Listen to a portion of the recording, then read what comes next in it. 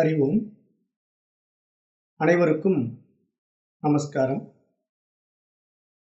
தற்போது முண்டக உபநிஷதம் பார்த்து கொண்டிருக்கின்றோம். முண்டக உபநிஷதத்துல 2ஆம் பகுதியில முதல் அத்தியாயம் வரைக்கும் கடந்த பாடத்துல பார்த்து முடிச்சோம். இப்ப இன்றைய வகுப்புல 2ஆம் பகுதியில் 2வது அத்தியாயம். இப்ப இந்த 2வது அத்தியாயத்தினுடைய தலைப்பு உன்னை அறி. இந்த தலைப்பின்படி இந்த உபனிஷத் என்ன சொல்ல வருது அப்படின்னு பாத்தீங்கன்னா, நாம் தெய்வீகமானவர்கள் என்ற ஆழ்ந்த சிந்தனையால் அடித்தளம் அமைத்த பிறகு அடுத்தது ஒரு சாதனை பகுதிக்கு வருகிறோம். இப்ப என்ன மாதிரி சாதனைகள் அப்படிங்கிறது இந்த பகுதியில பேச போகுது. இப்ப நாம் தெய்வீகமானவர்கள் என்று மீண்டும் மீண்டும் சொல்வதாலோ சிந்திப்பதாலோ எல்லாம் ஆகிவிடாது. இவையெல்லாம் புலன்களுக்கு உட்பட்ட அனுபவங்கள் மட்டுமே. தீவிரமாக சாதனைகள் செய்து அதை அனுபூதியில் புலன்களை கடந்த உண்மை நிலையில் உணர வேண்டும். இப்ப நாம் தெய்வீகமானவர்கள் என்பதன் பொருள் என்ன? உடம்பு, மனம், பிராணன், ஆன்மா என்ற பலவற்றின் தொகுதிகள் தான் நாம். இவற்றில் உடம்பும் மனமும் பிராணனும் மாறிக்கொண்டே இருப்பவைகள்.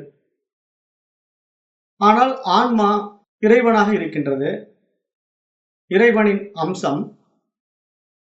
இன்னும் குறிப்பிட்டு சொல்வதானால், இறைவனே மனிதனின் இதய குகையில் ஆன்மாவாக ஒளிர்கின்றார்.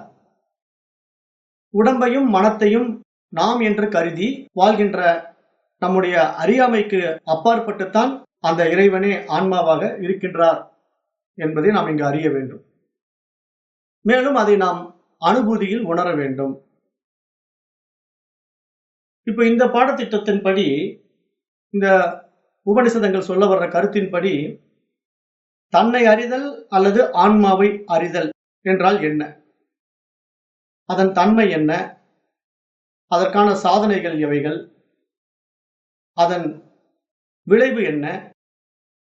இறை அனுபூதி ஆகியவற்றை எல்லாம் இந்த 2ஆம் பகுதியிலே 2வது அத்தியாயம் ஆராய்கின்றது. அதுல முதல் பாடல் ஆன்மாவை அறி. முதல் மந்திரம் ஆவிஹி சந்நிஹிதம் குஹாசரம் நாம மகத்பதம் அத்ரைதத் சமர்ப்பிதம் ஏஜத் பிராணன் நிமிஷச்ச யதேதத் ஜானத சதசத் பரேண்யம் பரம் விஞ்ஞானாத் யத்வரிஷ்டம் பிரஜானாம். இது முதல் மந்திரம், 2வது அத்தியாயத்துல முதல் மந்திரம். இப்ப இந்த மந்திரம் என்ன சொல்ல வருதுன்னா, அந்த ஆன்மா ஒளிமயமானது, வேற எதையும் விடவும் மிகவும் அருகில் இருப்பது, நம் ஒவ்வொருவரின் இதய குகையில் உறைவது, வாழ்க்கையின் மேலான லட்சியம் அந்த ஆன்மாவே என்று நாம் ஒவ்வொருவரும் அறிந்து கொள்ள வேண்டும்.